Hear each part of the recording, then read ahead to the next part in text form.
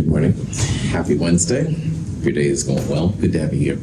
We're going to start the kinetics chapter today. And kinetics is the study of time. It's a real cool kind of concept with a lot of interesting applications we'll talk about. I do want to talk about next Monday real fast. Next Monday when we meet for lab at 1:10, that'll be the time you'll turn in the kinetics lab we did last Monday. And you'll also give your class presentation and turn in your class presentation paper. And I'm really excited to see what you're finding. I've had some kind of teasing things I've heard from different people and always sounds really exciting. We won't have a problem set that day or quiz. We won't have a lab afterwards. The class presentations will be the only thing we do. Should be pretty cool. It'll be in 2501. It'll be just to the lab group. Questions, that kind of stuff? People get impatient, and I'm one of the best examples of that. So people that are really impatient, you can argue, are kineticists. They're worried about time. That's kind of a cheesy introduction, but it's kind of the case. So kinetics is the study of how time affects places in general. Now, of course, we're going to look at it from a chemical perspective. We're going to try and figure out what makes reactions go faster and slower, how to understand why reactions are slower, stuff like that. And it's a real powerful kind of technique. If you drove here in a gasoline-powered car, you inevitably had a catalytic converter on it. And catalytic converters are just one of the uses of kinetics that help keep our atmosphere clean. In the 70s, smog, especially in Los Angeles, places like that, was a real problem. It was like a haze that was over the whole city. And catalytic converters that were forced onto cars essentially eliminated that, which is really neat. They use some different metals in there to act as catalysts, which we'll talk about. Those metals are expensive, so that's why you hear once in a while about people ripping off all their catalytic converters. Fascists. Anyway, that's kind of cool. And it's important to remember that we're going to be discussing in this section like kind of why things go fast and slow. We're also going to be talking about things that occur and don't occur. So it's kind of a neat chapter. We're getting into some pretty cool stuff now in chemistry. But first, I just have to bring up that you can understand at the end of this section the Shroud of Turin. Now, just kind of a refresher here about what the Shroud of Turin is, because it's a real fascinating kind of concept. The Shroud of Turin is supposedly the cloth that was placed over Jesus Christ's body back in the day. And it was for a long time thought, whatever. And they had it stored away in a church and stuff like that. Well, in the beginning of the 1900s, they took some photographs of the Shroud of Turin, and they inverted the colors and stuff like that. And to everyone's amazement, they could actually see a face on the Shroud of Turin. And of course, if you're a Christian, then this means that maybe this would be the face of Jesus Christ, et cetera, all right? So, whoa, and that was a big thing, and it started in the early 1900s. Well, then in the 1950s, some scientists came along, and they analyzed the material of the shroud. Now, if this was truly the cloth that was placed over Jesus, you'd think it would be roughly 2,000 years old. Kinetics showed that the cloth was more like 500 years old, so around the time of the 1500s. And some historical people went back and thought that maybe this cloth was a practical joke by this troubadour kind of person who roamed the areas of Italy. I'm not as hip on that part and stuff. Well, then the people came back who believed it was the shroud, and they thought, well, the kineticists only looked at like this part down here, and they should have looked at the cloth like more in the actual body of the thing. So they didn't get a good sample. And the Turin group that holds the shroud has now prevented, apparently, anybody from looking at it because it's just too controversial, blah, blah, blah. You can decide for yourself what you make of this data. I don't care if you believe it is, the actual shroud of Jesus Christ, or you think it's all malarkey. That's your call. But I want you to have the tools to have an intelligent conversation about it. And that's where we're going in this section. So when you hear about the Shroud of Turin, and it's really an interesting subject with lots of hot feelings on both sides, you can at least decide and stuff if you think it's real or if it's just some fake thing that somebody made up. So let's talk about kinetics. What is kinetics? All right. Well, first of all, thermodynamics has been the main purpose of almost all of Chem 221 and 222 to this point. And thermodynamics has been mostly around enthalpy. So we've talked about delta H and Q. We talked about exothermic energy given off, endothermic needs energy to happen, those kind of things. Thermodynamics is really, if you will, like the power that says if a reaction is going to go or if a reaction is not going to go. And when thermodynamics gives a thumbs up, it's almost inevitably going to happen at some time. If it gives a thumbs down, then that usually means it's not going to happen. However, a reaction can be product favored, i.e. going to happen, but take millennia. And with us as impatient human beings, and to be honest, with our lifespan as a human being, that may not be an adequate answer. So there's another component to figuring out if a reaction is going to occur or not. And that's literally how fast the reaction is going to take, all right? Is it going to go really slow? Is it going to go fast? Will it happen, but not in our lifetime? These kind of things. So kinetics is a great complement to thermodynamics. It's a separate field, all right? It doesn't say if something's going to go or not going to go, but it does help you to understand how fast it's going to go. And if Marky's in his car, he would use a speedometer to figure out how fast he was going. His speed would be miles per hour, kilometers per hour. In chemistry, we don't use cool terms like that, but we do have something kind of equivalent. It's usually in what's called a rate, and a rate is usually how many moles per liter are being used per second, or sometimes how many moles are used per second, or per hour, or per day. So there are speeds of chemistry. Usually they're called rates, not speeds, but same idea. And to understand why some speeds are fast and slow, we can look at the mechanism. And that's a really interesting thing too. It'll help us to figure out why reactions are fast and why reactions are slow. So all this section, it's going to be about how fast or slow reactions are going to go, all right? It's not about if they're going to go or if they're not going to go. We're going to assume that they are going to go because that's when kinetics can kick in. But if they're going really slow, we can use mechanisms to figure out why they're slow. Or if they go really fast, we can do that too. It's a powerful tool of physical science. Any questions on that? So let's use some hypothetical examples here. This is a picture where at the left-hand side, we have all reactant A. And A is red, all right? And it's at 0 seconds, so the reaction hasn't started. And in this reaction, A goes to B. So you can see here that with time, 0 seconds, 20 seconds, 40 seconds, we have more and more blue B going on. You still have some red A, but not as much as you had before. So the more time you go on, the more blue B you have. And this is the kind of thing that scientists want to think about, like how can we describe how fast it goes? But it is. But when Marky is in his car, Marky, I'm sorry, I'm using you again for an example here, man. I hope that's legit. When Marky's in his car, man, he's got, the speed. He can figure out how long it's going to take him to get to Hood River, and that's cool. Chemists have a little different way to think about time because do we want to think about it as how much A is left over time, which would be constantly going down?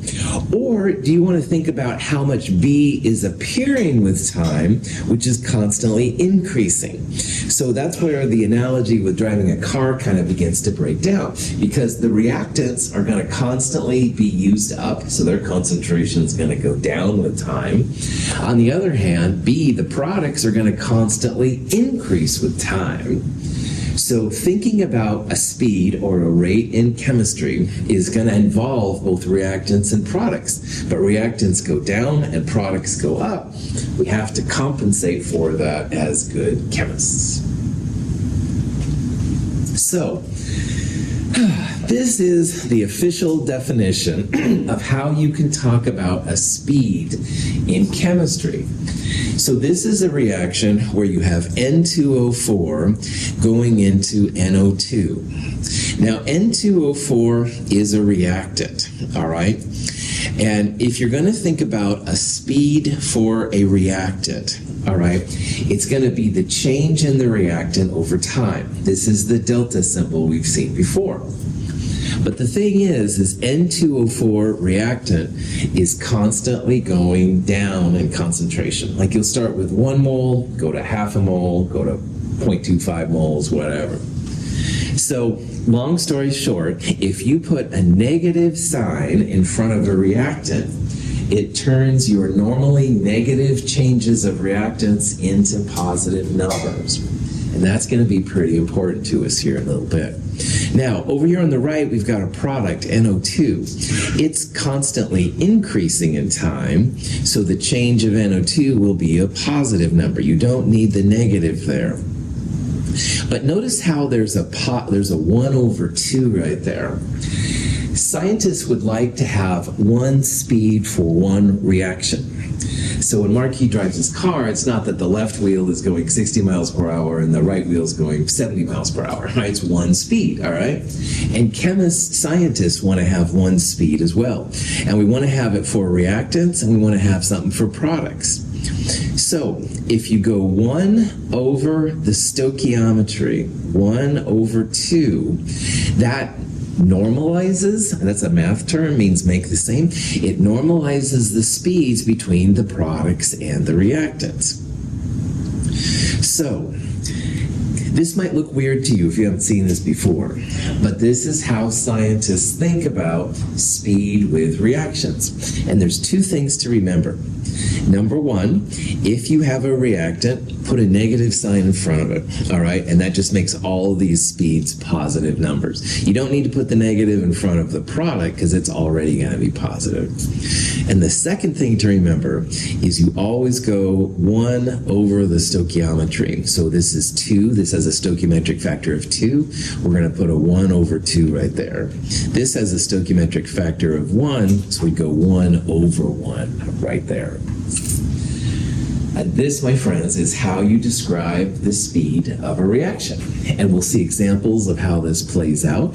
You'll get a speed which is in usually moles per liter per second or moles per liter per time, whatever. Most of the time in our class, we will use molar per second. And that just means how many moles per liter are being used up per second. Questions? Okay. Here's some examples of how this works. So this is N2 and O2 reacting to make NO. So N2 and O2 are both reactants. And if you look down here at the bottom, notice how the N2 and the O2 both have a negative sign in front of them. If you have a reactant, you have to have negatives in front to make them positives. Also note that for the product NO, first of all, it's positive, it's not negative because it's a product, but we are doing 1/2 right there to make that better. Now, in this class so far, we've seen lots of delta temperature, where that was final temperature minus initial temperature. And that's what these deltas are too. So for example, for N2 here, you could have the final N2 concentration minus the initial N2 concentration. And for delta time, you'd have the final time minus the initial time.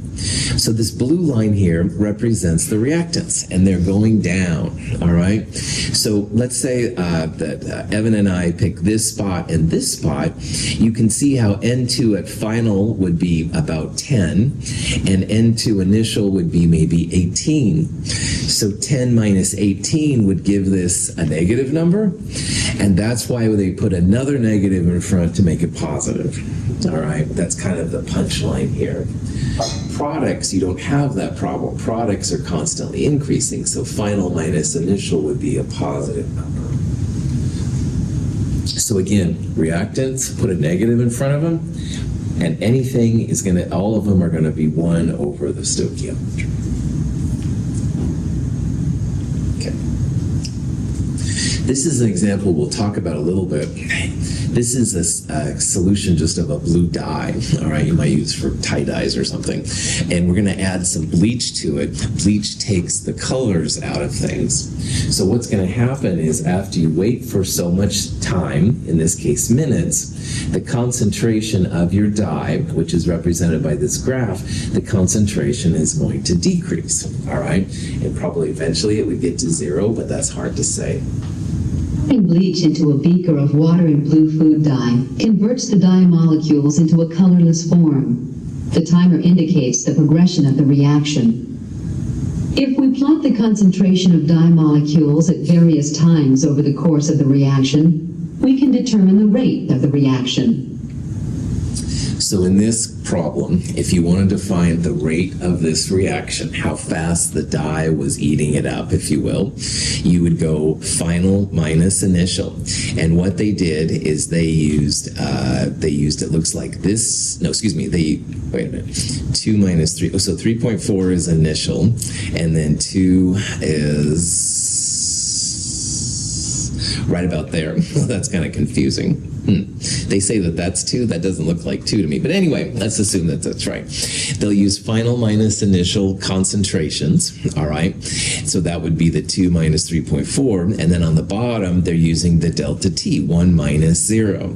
And when you do, you're going to get numbers that are weird, all right? But they're all just how many moles per liter are being used up per unit time. So in this case, they were measuring minutes. It would be like molar per minute. A lot of things we'll do will be molar per second, like on the Kinetics 1 lab, stuff like that. Okay, there's lots of different kinds of ways to measure the speed. Like you can have instant speed or overall speed. In our class, we're just going to focus on the average rate, all right? Because average rate makes the most sense of things. If you ever take kinetics at a higher math level, you can integrate and differentiate and all this kind of stuff to get slopes of the points. And that's honestly a better way to find these instant speeds. That's what an instantaneous speed is and stuff like that. But most of the time, what we're going to do is we're just going to look at the average rate. So we'll pick 2 random points on these graphs, find the speed, and see what's going on. So. But if you have seen calculus stuff before, you know that there's more you could do with it. But we're already having enough fun as it is at this point in the term, so I think average rate is fantastic. All right, so here's a question that you might see, and it says, what's the average rate of this reaction over the first 2 minutes? So what we would do in this problem is you would point out to 2 minutes to 0 minutes is probably what I would do, and I want to make sure that's what I'm going to tell you. Yes, good.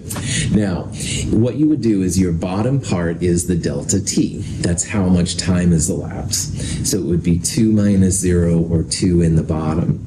Now, in the top part, you want final concentration, which is the y-axis, minus initial concentration. So to me, this looks like maybe 1.7, 1.75 minus maybe 3.4. So when you put this into your calculator, here's the change in concentration, final 1.7 minus initial 3.4. That's the top part. On the bottom, delta time would be 2 minus 0. Now initially, this comes out to be a negative number, so that's why we put a negative in front. Speeds are almost always positive numbers. So in this particular problem, the speed is a positive 0.85 molar per minute. Those are the kind of speeds we're going to do in our class. Questions? So there's lots of things that affect speeds, all right? How much chemical you have, a big time player. So if you have like 6 molar HCl, it does a lot more reactions than if you had 0.1 molar HCl. Temperature is a big player too. All right, warmer temperatures, things tend to go faster, and colder temperatures, of course, make things go slower. One thing that may not be as obvious is surface area. If you have a lot of surface area that's available, the reaction will be faster. But if you smash, especially solids together really tight, so there's not a lot of surface area showing, you'll have a reaction on the outside, but there won't be any reaction on the inside. So some things, if you have like smaller, more surface area, you'll have it good. Big chunks of wood burn slower, but if you have really small chunks of kindling or something like that, it goes a lot faster. You've got better surface area. And finally, a catalyst can make things go faster too. A catalyst is a chemical that makes a reaction go faster, but it's not used up itself. And catalytic converters that help keep the smog out of the air are an example of that. We used a catalyst in the percent KClO3 lab last quarter. It made the reaction go faster without being used up. I think it was manganese 4 oxide. But catalysts make reactions go faster, but they're not used up themselves, which is kind of cool. The test tubes is hydrochloric acid. On the left is a 0.3 molar solution, and on the right is a 6 molar solution. If we place a strip of magnesium metal in the 0.3 molar solution, the metal begins to react slowly.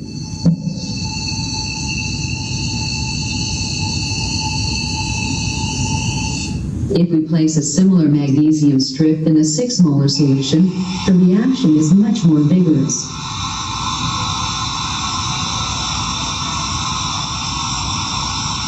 Within moments, the reaction is complete. Meanwhile, most of the magnesium in the 0.3 molar solution is still in solid form. So the amount of chemical you have makes a big difference. This is 0.3 molar HCl versus 6 molar HCl. And you can see just by the graphs on the x-axis are the same, all that stuff. This one's a lot slower. It takes longer to get down to 0. This one, you can hardly even tell it goes down. It's so steep. It reacts a lot faster. So a lot of times the concentration will make a big deal. On the plate is a pile of lycopodium powder. If we aim a flame at it, not much happens. If, however, we take some of the lycopodium and then spray it into a flame, the combustion reaction is explosive. The more surface area of the lycopodium particles that is exposed to oxygen, the faster the reaction. Lycopodium powder is used by magicians sometimes. They'll throw powder in flammable. All right. Apparently it's some kind of mushroom thing. I don't know. When you get to biology, I hands off. I don't know anything. But anyway, taking a clump of this stuff and heating it with the Bunsen burner doesn't do very much. Not a lot of surface area. But if you can spray it, like through the pipette there, or magicians, they'll spray it and stuff, make the flames go on, then you have a lot of surface area, and so you have a lot more reaction. Kind of cool. I guess it's ferns, not mushrooms. Sorry, I don't even. Hey, don't ask me biology questions. Hydrogen peroxide in water decomposes slowly at room temperature. In the presence of manganese dioxide, however, the decomposition occurs much more rapidly. The reaction produces oxygen and water.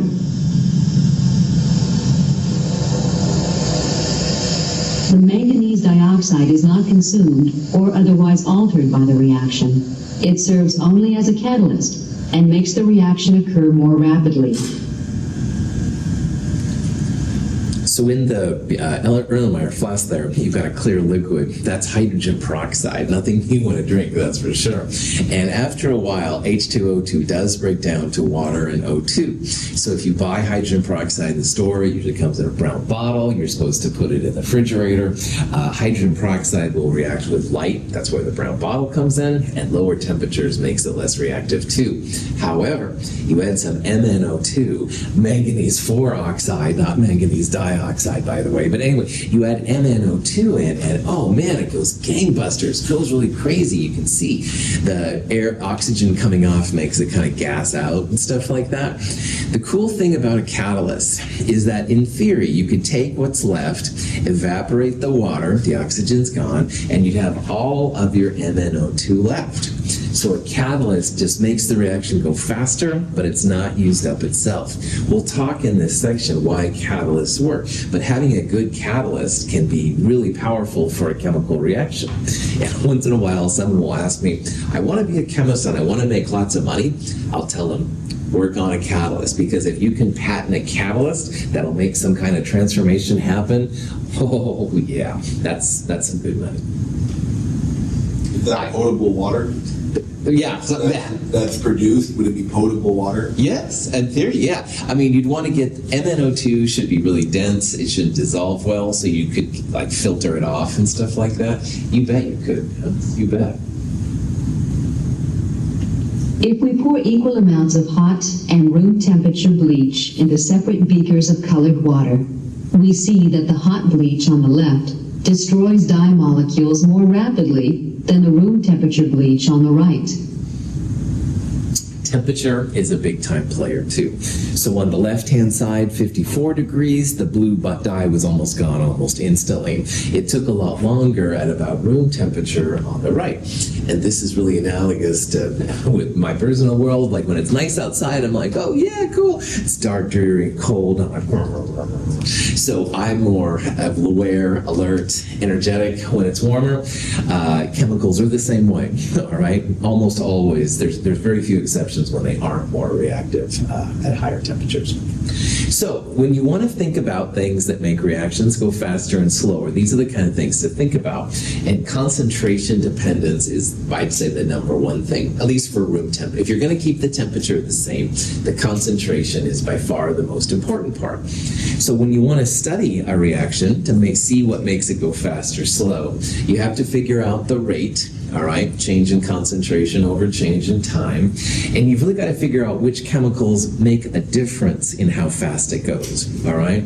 So as an example, in a car, you could probably argue that certain types of fuel make cars go faster, and maybe even like the tires. But if you play KGON versus the classical radio station, that probably wouldn't affect how fast the car goes. Maybe it makes the driver more excited or something like that, but the radio that's being played wouldn't affect it. Since some chemicals are that way too, like some chemicals make reactions go really, really fast. Other chemicals don't affect the speed at all. So these are the kind of things we're going to talk about now. What if makes reactions go faster and slower? Excuse me. This is an example of the compound cisplatin, which is an anti-cancer drug that's still being used. And it reacts with water. Water pushes one of the chlorides, these kind of gold ones, out. So you've got this water cisplatin complex here and just a chloride on the other side. And when scientists have studied a chemical like this, which is really important, all the anti-cancer things are important, the rate, how fast the reaction is, depends on the amount of reactant you have, the moles per liter, and the amount of time that it takes for them to react. And so scientists can study this in the lab, stuff like that. Now, here's something that you can do. If you have a speed of reaction, which is molar per second in this case, and if you have an initial concentration of cisplatin, you can make an approximate time for how long the cisplatin is going to take to react. Now, if you look at the units here, this is molar on top and seconds on the bottom, and this is just molar. So if you think about these units long enough, you can make the molars cancel and have only time left over in the numerator. And that time is the approximate time it's going to take for your cisplatin to react. So with this molar per second and this molar, you can essentially cancel the molars. So I'm going to take the concentration, divide it by the speed, and notice how molar on top and molar on the bottom will cancel. You're going to have 1 over seconds on the bottom, and 1 over x on the bottom becomes x if you put it on the top. So 1 over second becomes just seconds on the top. This reaction should take about 580 seconds to make this happen. Now, when I was in graduate school, I did some reactions which were very slow. 10 hours-ish to get them to go. And I didn't want to have to sit around for 10 hours watching my little thing bubble and stir. So I did stuff like this. I'd figure out about how long a reaction would take, and I could then go, say, to the library to look at science research. More likely the bar. No, seriously, whatever you decide to do with your personal time, you do some of the things, right? If it says 580 seconds, you come back after 500 seconds because, those sig figs, you never can be totally sure. But anyway, by doing stuff like this, it gave me an approximate time it was going to be ready, and I could come back a little before that to make sure everything is 4x4. Good time saver. True Confessions of Scientists 101. Okay, so scientists have studied the cisplatin a lot, like I said, and they find that concentration is directly proportional to how fast the rate goes, how fast the reaction goes. So you can actually write this thing right here. Rate equals K times cisplatin. This is the cisplatin complex. And this is called a rate law. And rate laws are really important because it tells the chemist what makes the rate, the speed, go faster or slower. Now, all rate laws have a K, which is called the rate constant. And rate constant is like a bunch of data and stuff that's specific to the chemicals you're looking at and specific to the temperature you're looking at. But if you know the rate constant, then you can figure out, okay, I've got this much cisplatin, I'll figure out how fast the reaction's going to go. And this is a pretty cool thing. So a rate law is what chemists use to identify species that make reactions go faster and slower. And all rate laws also have a rate constant K. Knowing K is kind of like a holy grail in this kind of stuff. If you can figure out K, there's a lot of things you can do with it. And in the Kinetics 1 lab that you did Monday, or Manuel, you'll do it today, finding K is kind of the holy grail. That's the big thing of the lab. So. Okay, each reactant, A, B, C, or catalyst, blah, blah, blah, sometimes they affect the speeds more than others. So another thing we need to talk about here is these little, what's called an order of reaction, or reaction order. M, N, and P are little superscripts, all right, and they reflect how important the different chemicals are. Now, for Chem 222 and Chem 223, these little M, N's, and P's are going to be 0, 1, or 2 only. All right, no negative ones, no 3s, no 2.5s, 0, 1, and 2 only. And this applies to our lab, by the way, too. And 0, 1, and 2, which, by the way, does dictate almost all of these crazy things, are really helpful to chemists. Yes, you will see different numbers outside of Chem 222 and Chem 223, but most of the time that's what they are. You have to discover 0, 1, and 2, the rate orders, through experiment. Cannot do it through any kind of theoretical way. I don't know of any artificial intelligence method to find these things either, all right? You have to do it in the lab through experiment. And what we did in the lab on Monday, or Manuel, you'll do on Wednesday, is you take the same reaction and you vary different concentrations. And you see the effect on the speed. And you saw that some of those reactions were faster and some of them were slower. Those are going to be useful to finding these 0, 1s, and 2s. If a scientist asks for the overall order of reaction, you just add up all those little superscripts, all right? So in this case, it would be M plus N plus P. You do see that once in a while, so I'm just kind of pointing it out. So let's talk about what these reaction orders mean for a reaction. It's kind of fascinating. Okay, so let's say that we have some random reaction with a rate law, rate, the speed, equals the rate constant K times something A, moles per liter, to the M power, all right? So let's pretend here that M is 1. And let's say that we increase the concentration of A by a factor of 2. So if you want to know the effect on the rate on the left, you would think about it as 2 to the m power. All right? If you're doubling A, then you're going to have twice as much A. That's what the 2 means. And we can think about now the effect on these different orders. So in math, what happens when you have a first order process? Like, what is 2 to the first power? Just 2, that's right. So first order, which is what m equals 1 is, that's very, very common. And what that means is if you double a reactant, your speed goes up by 2 times. So you can think about this part as being the speed. This is the change in the concentration of whatever you're looking at. And this part right here is the order. So if you double your concentration, you put a 2 right there. If it's first order, you put a 1 right there. 2 to the first is 2. Double your speed. What if we tripled the concentration and it was first order? What would be the effect on the speed? Third. That's right. Go up by a factor of 3.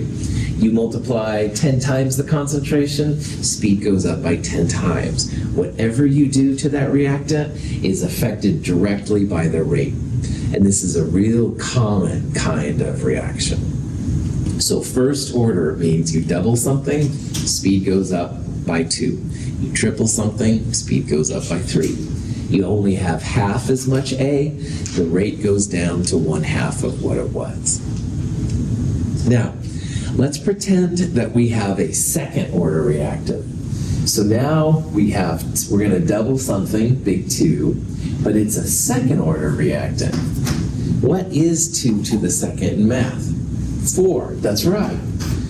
If you double a second order reactant, your speed goes crazy. It goes up by a factor of 4. If you triple it, 3 squared, becomes 9 times faster. These little things slip in once in a while, and you're like, what the? But then you realize, oh yeah, you've got a second order reactant. And there's enough of them that it makes it important to talk about. On the other hand, oh, I'm getting low on chemical. I'm only going to use 1/2 of what I did. Well, 1/2 squared is 1/4. Your reaction just goes to molasses. And you're like, what the?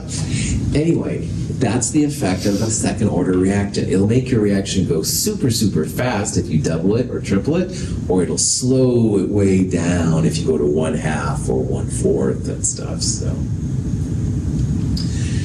now, the last thing to think about is what's called zero order. And zero order is also really common. Zero order means that if you double something, it's to the 0 power. What is 2 to the 0 power? 1, that's right. No change in rate. Does not affect it. You triple the amount, no change. Take it down to 1/2 or 1/4, no change, because anything to the 0 order is just 1, doesn't affect it. And these are by far the 3 most kind of chemical scenarios you can have, 0, 1, and 2. 0 means it doesn't affect the speed at all right? It's just there for other reasons. And there are uses for 0 orders we'll see in this lab. First order means you double it, your speed goes up by 2. You triple it, speed goes up by 3. Very, very common. Once in a while, though, you've got a second order, and oh boy, you double those, speed goes up by 4. Triple them, 3 squared, speed goes up by 9, stuff like that. Questions? Okay, so here's a reaction. We have a compound, it's ethanal. Ethanal is decomposing into methane and CO. So what people have done is they put in so much ethanol, and they measured the rate of the reaction. So these numbers over here are literally the speeds of the reaction based on the amounts. And they did it 4, I think, different times, yes. And they measured the speed each time. So first of all, notice we're going from 0.1 to 0.2. This would be a doubling of the reactant. And over here, you can see the speed. It went from 0.02 to 0.08. So remembering in my class that you can only have 0, 1, and 2, what you would do is you'd take this divided by this, which is a factor of 2, and you'd compare the speed to this one right here. So ignore the 1 right there. What is 0.08 divided by 0.02? 8 divided by 2. 4. Thank you, Evan. Good. Someone's thinking. Yeah, 4. So you're doubling the concentration, and your speed, 0.08 divided by 0.02, goes up by 4. So 2 to the x is 4. Is this one going to be 0, 1, or 2? 2. Good. All right, I'm seeing it. If it was just doubling it and it went from 0.02 to 0.04, that would be 0.04 to 0.02, a change of 2. 0.21 divided by 0.10 is 2, so 2 to the x is 2. That would be a first order reaction. And if this number was also right here, like you doubled it, but the speed stayed the same, that would be a zero order. So what we have just went through is a cheesy way, but it works really well a lot of the time, how to find the order. All right? We looked at 2 different things. It's easier when you just double instead of triple or quadruple or something like that, but you can do that too. We doubled it. We looked at the effect on the speed. 2 to the x equals, in this case, 4. X is equal to 2. Now, there is another way to do it, though, too. And in the lab, I talk about this way, which is the logarithm way. Finding the order is an important part. You can a lot of times just look at the data to kind of figure it out, which is what we just did there. But you can also use logs, and there's nothing wrong with that. So, for example, if we use rate 2 over rate 1, 0.081 divided by 0.02, mathematically that comes out to be 4.1. Now, rate equals k times the concentration you're using to the x. So in number 2, we use 0.02, and 0.1 down there. Now, when you divide one rate law by the other, and your k will cancel out, so you don't have to worry about k. So that's why this divided by this is here, this divided by this is 2, and this divided by all this to the x power would be 2 to the x. Now, logarithms are weird, but one reason scientists like to use them is you can log this whole thing. So look over here. I took log of 4.1 equals log of 2 to the x. And in the logarithm world, this little x you can put in the front. So it's like x log 2. If this looks familiar, cool. If it doesn't, it's just another tool to use. Don't worry about it. So x is going to equal log 4.1 divided by log of 2. Remember, it's only 0, 1, and 2. That's another way to find these answers out. So you can either just eyeball it, which is what we did on the last slide. You can use logarithms to find it. And just remember, these little things are going to be 0, 1, and 2 only in these classes. Questions? So in this case, you either use logarithms or you look at the numbers. This is a second order reaction, all right? You'll put, by the x next to the ethanol, you would put a little 2, and you've got all the different things. So that's what the big thing is. And in your lab from Monday, or the one we're going to do today, Manuel, you're going to vary the different concentrations and see if they're 0 order, first order, or second order, all right? That's kind of the punchline here. So here's an example of another kind of reaction you could do. This is nitrogen monoxide reacting with hydrogen to make nitrogen and water. But honestly, what we want to do is we just want to write a rate law. In a rate law, you always start with rate. It always equals K. And then you write at least the reactants, but you need to know their orders. So if you read through this, it's second order in NO, which means we'll put a 2 right there. Then it says it's third order overall. So third order overall means 3 equals 2, which is NO plus X, which we don't know hydrogen. So 3 equals 2 plus X. X is going to be 1. That's why hydrogen here is a first order reactant. So, any questions on that? Okay. So for this reaction with ethanol, we saw it was a second order reactant. So that's where the 2 comes in right there. And if you say the rate will go, when the concentration doubles, when this thing doubles, 2 squared, your rate is going to go up by 4 times. When you have a second order reaction, concentration to that order equals rate, concentration squared is going to give you a 4 times increase. So we would say this reaction is second order because it has a 2 there by the reactant. Now, finding K is the last big thing of kinetics to do. Once you have all the orders and you know the rates and all that stuff, finding K is the last part. So rate for experiment number 3 on that earlier slide, rate 3 was 0.182. And that equals K, which is what we want.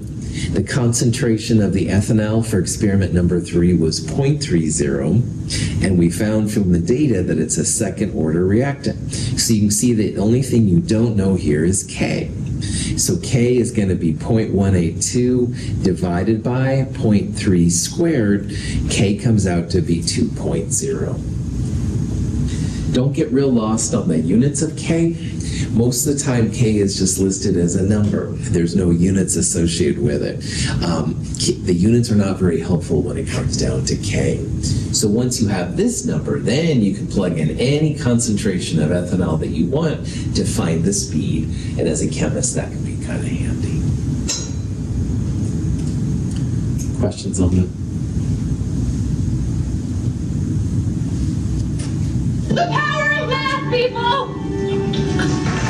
Come on! You are correct, Benson. All right, of course, Star Trek's going to get excited by math and stuff like that. So anyway, that was from Star Trek Discovery. You don't have to like Star Trek to do well. All right, so when you think about all these things, most reactions are first order. We're going to see a lot of first order stuff from our lab we did on Monday. All biological reactions, all radioactivity reactions are first order. So there's a bunch of them that are first order. So scientists focus on first order stuff quite a bit.